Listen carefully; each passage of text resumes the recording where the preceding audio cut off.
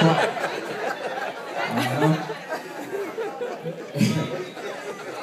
All right, preacher.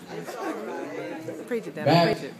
when I was Preach it, Dano. probably about 12 years old, for the first 12 years of my life, my parents have kept me in the Seventh-day Adventist church. And I know as kids, a lot of times we don't pay attention to what the speaker and everybody has to say. But sometimes we listen to like the Sabbath school and everything and stuff like that. But I mean, sometimes we can't understand what's really going on and everything. But at 12 years old, I found out about God. I knew I loved God, and so I decided to give my life to the Lord. Yeah. At 12 years old, I knew what I was doing. I knew I loved God, and at that point, at 12 years old, I knew I wanted to serve God with my life. But this one, it gets tricky. After I got saved, when I started going to school, started at 6th grade, I started hanging around a lot of friends that were non-Christian. I started making too many friends that were non-Christian. And so, once I started hanging around them too much, started hanging around them way too much, the influence of them started influencing me as well. I started to act more like my friends. I took my eyes off of Christ, and I started focusing on the things of this world. And I think through 6th through 11th grade, not even half my friends even knew I was a Christian. So I was struggling with them myself.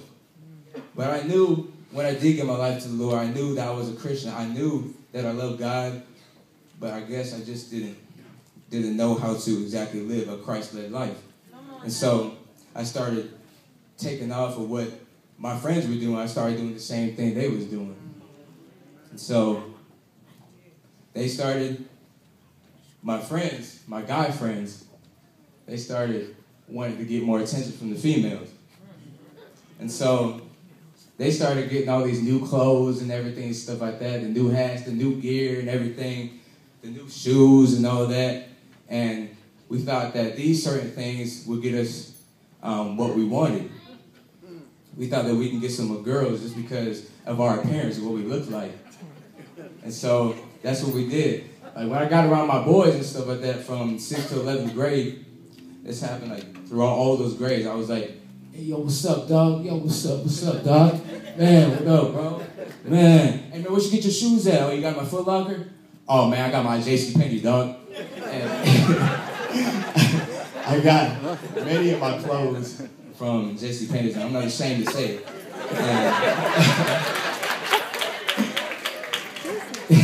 The stuff is cheap and the stuff look good, too.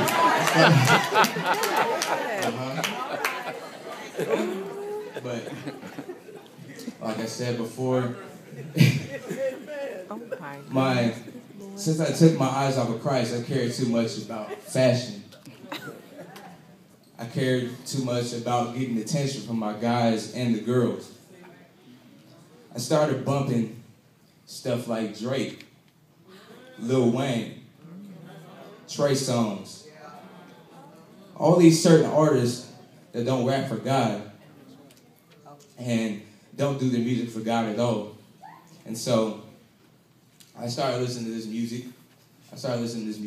And after a long time of listening to this music, it influenced me so much, I started like just going to school and everything, just walking through the hallways. I would just rap everything that I knew. It just came to my head because I was listening to the music so much. And I started saying the same words that the rappers were saying as well. Because my friends, they were listening to that same music as well, so I did the same thing. They started bumping Drake and bumping their heads and everything and stuff, so that's the same thing I did. And Drake and all of them, well, my friends, they started cursing, so I picked up the cursing as well. I started just cursing for no reason because I thought it was cool. So I got to a point where in my junior year of high school, and I'll never forget this. I met a girl my junior year, first half of junior year, And I told her at the beginning that I was a Christian. And then at the second half of my senior year, like one day, me and her were walking around and we were talking and everything right after lunch. So we're just talking and just chopping it up, having a good time and everything, just laughing. And so she decides to turn around, well, because I just started cursing out of nowhere.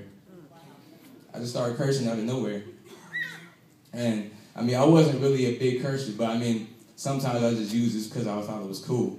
But in the end, I knew I just sounded stupid. So she heard me and everything. I was cursing for a long time that day. And so she turns to me and she says, Daniel, if you are a Christian, then why are you cursing? Christians do not curse. And that really got me thinking. I was like, For like 5 minutes before I even got in the classroom, I knew this was God's ways of trying to get me back to him. But still, even though I heard what she had to say, I still kept going and doing the same things I was doing already. Cursing, banging to that music, and started acting like my friends, trying to get attention from the girls. And believe me, I did get my attention from the girls. I did. I did. I was somewhat of a ladies' man. I was. I'm not gonna lie. And so, but it really just clicked, honestly, from my junior year, after she said that, until the second half of my senior year.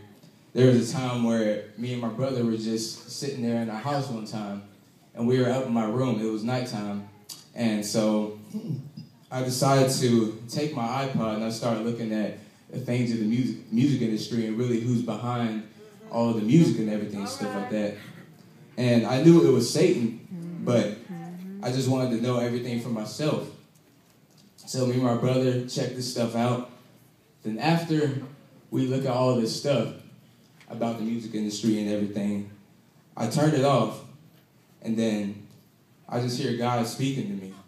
He said, Daniel, it's time to wake up. Daniel, it's time to wake up. He said, Daniel, why are you putting yourself through this mess that you are going through? I know I didn't put you through this mess, but you did. He said, why are you putting yourself through this mess? And I really didn't even have an answer. I did not have an answer at all. And so that night, I started thinking to myself, I was like, Daniel, I started talking to myself. I was like, really, what are you doing? Cursing, listening to all the devil's music, acting like your friends, and you know that God saved your life at 12 years old, and you're living a life contrary to the life that the Lord wants you to live. But that night was a way different story, because the Lord helped me to repent and recommit my life to him. Amen.